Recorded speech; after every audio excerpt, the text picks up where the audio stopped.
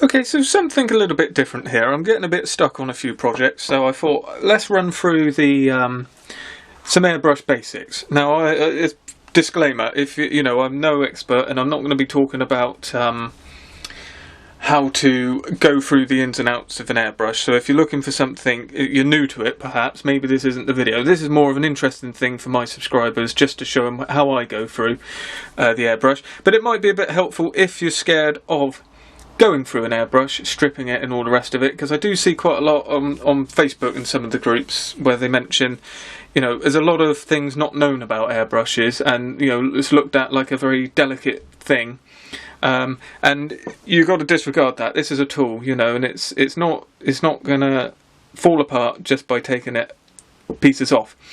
And because of the nature of what we do, we put the things through this, usually heavily pigmented things. There is, on occasion, problems that come from that. You get blockages, you've got a very small needle and all the rest of it. I use these to clean out in here, and I find after about 2 weeks I get a little wad of this just at the back of the nozzle, so I have to clean that out. So, first off, let's talk about a bit of terminology. I mean, this is an Iwata Revolution CR. However, I think they've changed the models of these now. I bought this a very long time ago. I don't know, maybe 10-12 years ago, something like that, and I bought it not for actually modelling use. It was for putting on varnish on wooden things I was making at the time. So because of that, this is a 0.5 needle, which is a bit big. You won't really hear many people talking about using 0.5 needles. It's usually anywhere from 0.2 up to 0.4. Now I use this is the only airbrush I've got. So I started on a single action, which I've got rid of. It was a Badger airbrush, like most people, and we'll get on to what that means in a minute. Single action, double action, and it was a budget thing. It did a job, but basically it taught me about the intricacies of an airbrush more than actually how to use an airbrush. It more or less taught me the problems that happen, because I was forever having issues. You're starting with cans of air and all the rest of it. So looking at this, first thing you might notice is it's quite dirty. And for me, this is actually quite clean. Obviously good housekeeping, you know, clean your airbrush all the time, but as far as I'm concerned, I use it so much, and as soon as I clean this off, I get a run of paint down there, and this is all just aesthetic. It's not causing any problem. I can clean it off or leave it there, and it doesn't make any difference. If it starts getting into this area, that's a problem. If there's paint in this area, that's a problem, and you don't want any going back up here. But down around the side, you know, that's me just being a little bit messy. So first off, all airbrushes are different, but generally the same things, the same principles are there, the way they work. You know, you've got a nozzle, you've got a needle, and you've got a trigger. That is, if it's single action, you press down for air and paint comes at the same time. If it's double action, you press down for air and you pull back for paint. So it gives you more control. You see, you can put on the tiniest bit amount of paint, or you can flood it, and you can go anywhere in between. It's all about the control of your finger. So that's the difference between the main two airbrushes. Single action, you usually control the nozzle by you usually control the spray pattern by fixing off the needle back here. So the needle would be going through, and you'd have a way of screwing it back slightly or screwing it forward slightly, and then that just gives you a fixed pattern. So you'd go across there, and it would be, I don't know, 5 mil wide, for instance. You screw it down to the tiniest bit, and it will be maybe 0.0 mil wide. Usually a lot cheaper, and usually the sort of things you get in starter sets. Generally for modelling, you quickly find you need more from it. So then going through this, the needle was out. So we will go through the process of starting where we want to be. So the needle was through and screwed on. So I've now got the locking nut on full. The needle is in, and it would work as normal. The needle sticks out the front there, and it closes out the nozzle. The nozzle is a hole, the needle is filling it, so at the minute if I was to do that and we had air on, all you'd be getting is air and nothing would be coming out. Now, the way I go about it, if I may do something on spraying, depends how this video goes down, but we won't get into spraying necessarily. We'll just talk about how this as a tool works.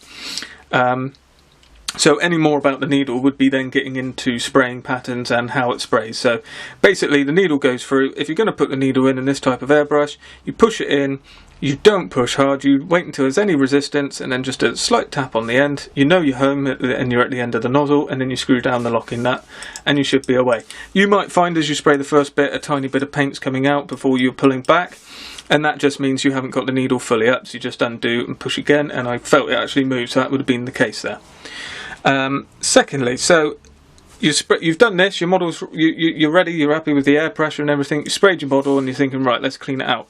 What I tend to do is put cellulose thinners through, because that eats any type of paint, whether you're using acrylics, lacquers, whatever. It will just melt it through, liquidize it, and out it comes and flushes it through. So I tend to flush through loosely, not worrying too much in here, and then at the end of the session I tend to clean out. Now if I'm using colours and then I want to go to white or something like that, then I may clean it a bit heavier, but generally any that's left in there you just spray a little bit on a piece of tissue or something until the colour comes out that you're using, and then you're ready to go. Now once that's happened, you've been using it for a week and you're doing that sort of cleaning, you might find it starts to get a bit grubby in here. You might get problems up inside the chamber here where the needle goes, and you might need to strip it.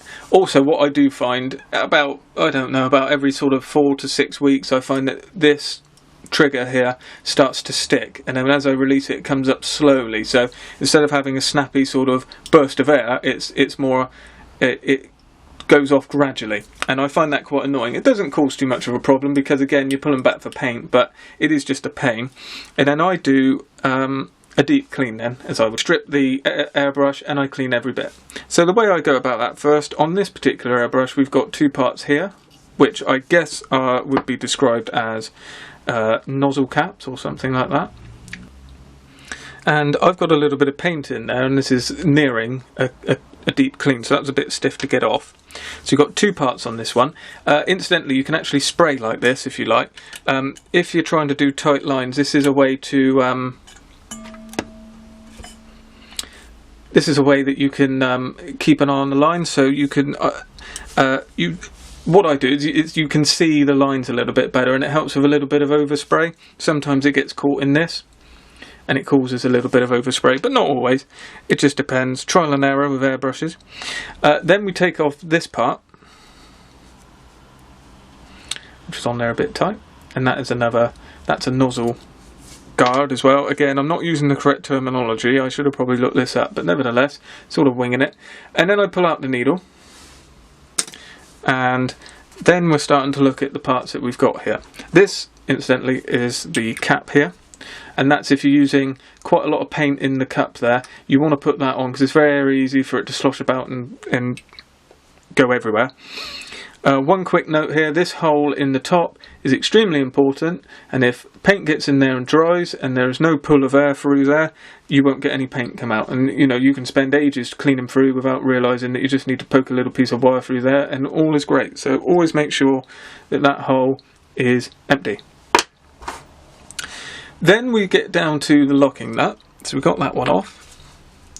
Then we're starting to think, can you clean it here? I mean, if you can get away with cleaning everything you want, you know, that's a good place to stop.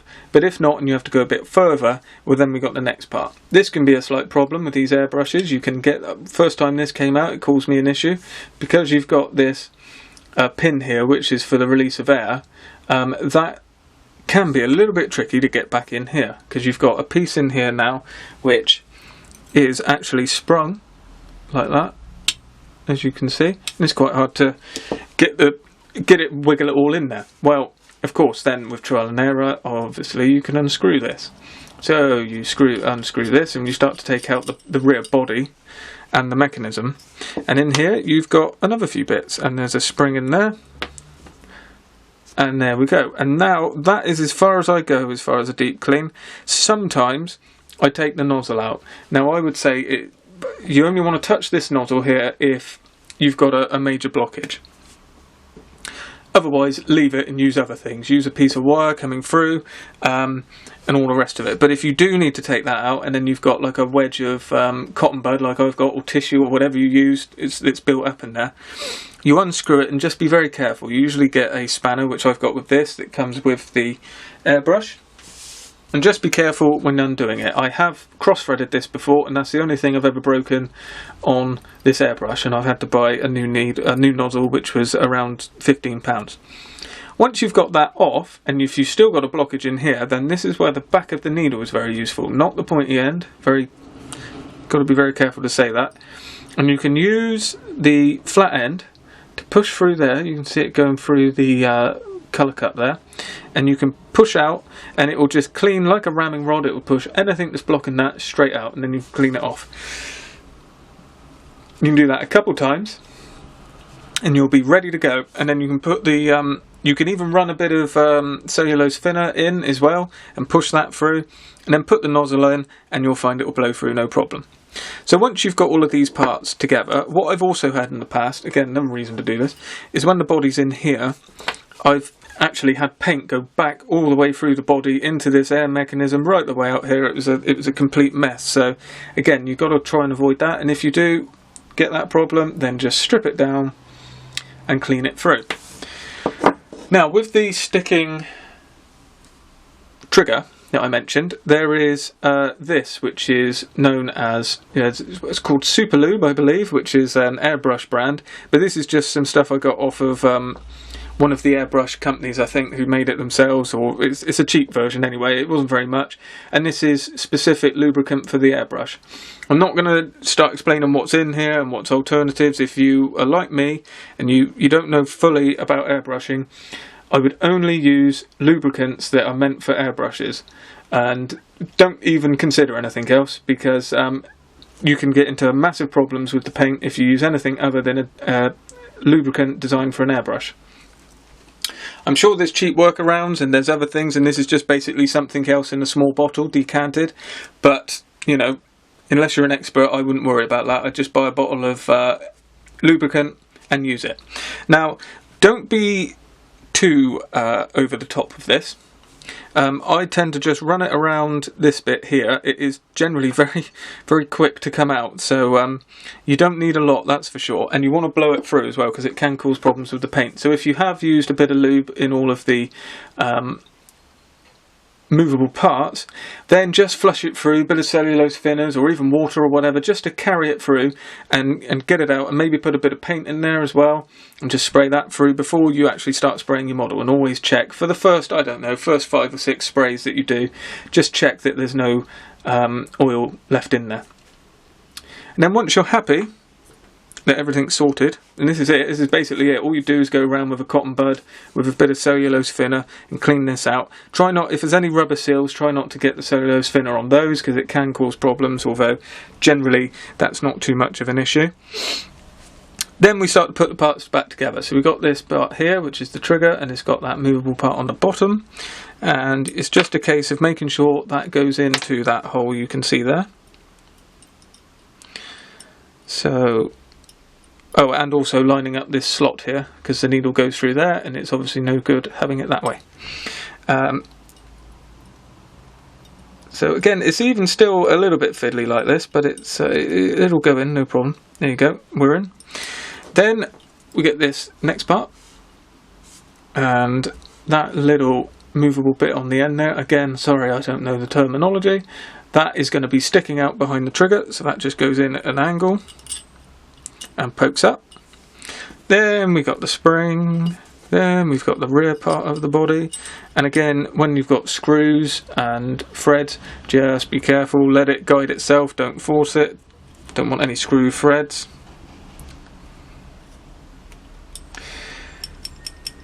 Threaded screws, sorry, and once that's on, I like to then slide the needle through, because at this point you can see it at the end of the nozzle and it locks in the trigger.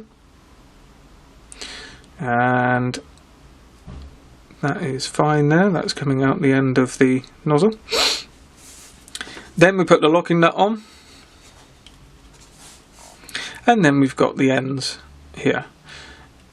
There is an argument to put the needle through at the end whilst you're putting these on, because you can bend the needle, but I'm using a 0.5 needle, that's quite wide, so I don't tend to get many bends. But if you're using a 0.2 needle, you want to be careful, and a way to test if it's bent is just run the nib along your nail or something where you can feel it pull, And if it is, then you just sand it back with a sanding stick, metal file, whatever, and just gently get it back to the correct shape. And now just a quick check with some air. So I've plugged it in here, and this is just like any other airbrush. You put the air hose onto the universal fitting, and to check, there we are with air, and that is looking pretty good. Now if I put a little bit of, I've got some water here, you should be able to see. Here we go, we're getting into an airbrushing demonstration. Who knew it? I suppose it was inevitable. But no, we're only going to spray a bit of water. I'm going to get the pressure down, otherwise I'm going to blow everything all over the place. Now, interestingly, just what I said is happening. Here you should be able to see. Can you see the water there? And that is with the needle on full. So I'm just going to check that we don't actually, after all that, have a blockage. It looks like we do. Would you believe it? So, this is exactly what I'm talking about. So, we're trying to get a nice, clean air. We don't want what's happening here, which is a bit of water coming through, actually. You should be able to see there now. That's without me pulling back on the trigger. And obviously, if you pull back, you get lots of water. So, with that, I'm going to go about this a different way, because the problem is right at the nozzle. And I imagine by doing what I've done and not cleaning it, it's actually got some flecks of paint through.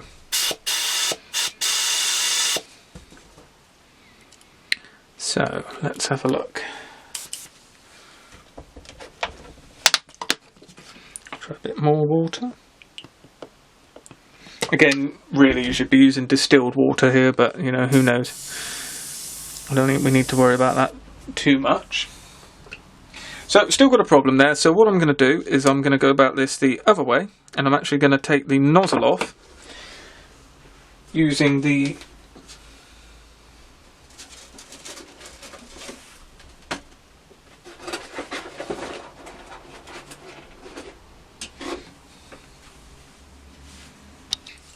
now, using the spanner that comes with the actual airbrush, and I've obviously got the rear of this. I don't tend to use this because I'm messing about with the nozzle so much, but there is a rear. I'm going to take off the nozzle here. So just gently, there you go, let it go on its own. And then I don't tend to use the spanner too much. Just use it to get it going. And then should just pop out. Now, using the back of the needle, I'm going to run through here and we'll see what comes out.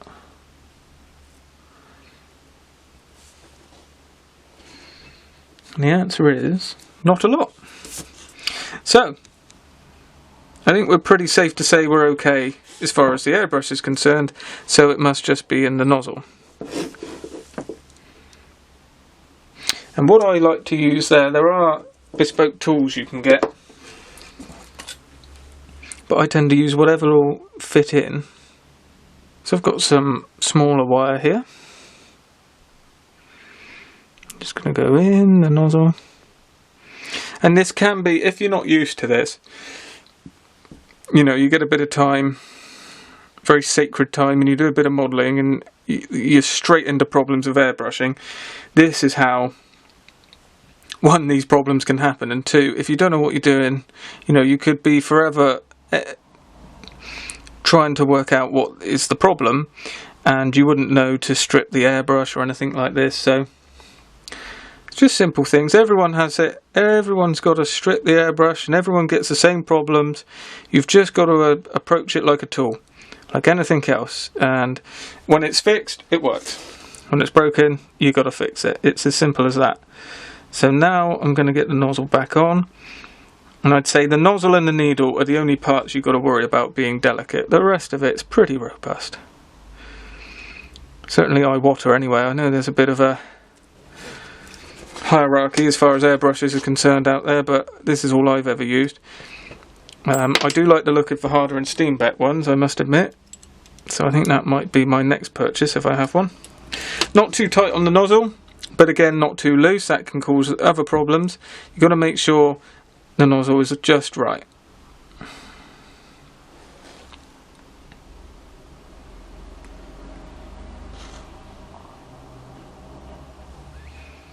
Now I think that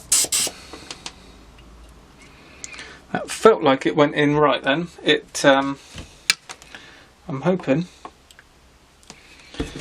we should be good. Yep, and there we go. There is only water and compressor kicks in as it would.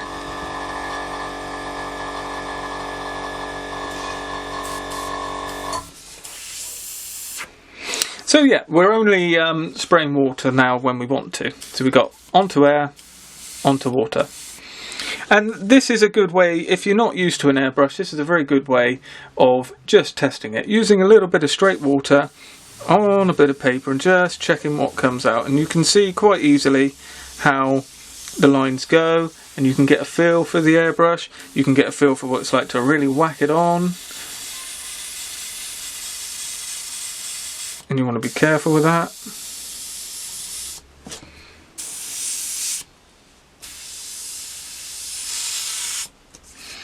And then you can also start using it to do some lines here as well.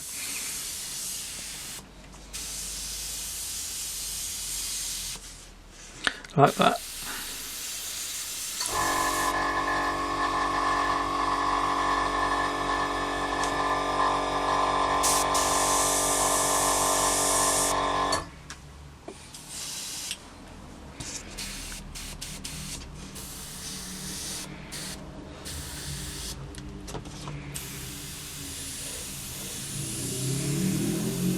So before we get too carried away and I make this table absolutely soaking wet, this isn't an airbrush demonstration, this is just showing you, really I should have probably started off with a clogged up airbrush, but if we assume that's the case and then at the end we're ready to go.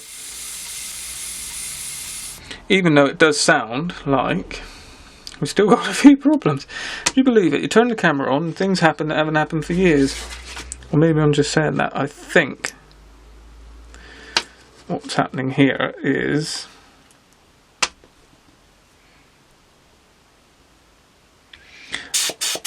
we've got a little bit of a loose connection somewhere.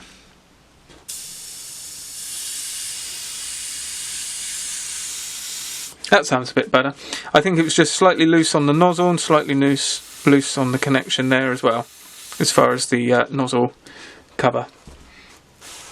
So that hopefully is of use to some of you. I'm not sure if it will be, but hopefully it is. And I may do a little bit more along this line. I'm thinking about talking about some different paint types and a few other tools I've got that are quite useful to know. So if you like this, leave a comment and let me know your thoughts, and I look forward to your feedback.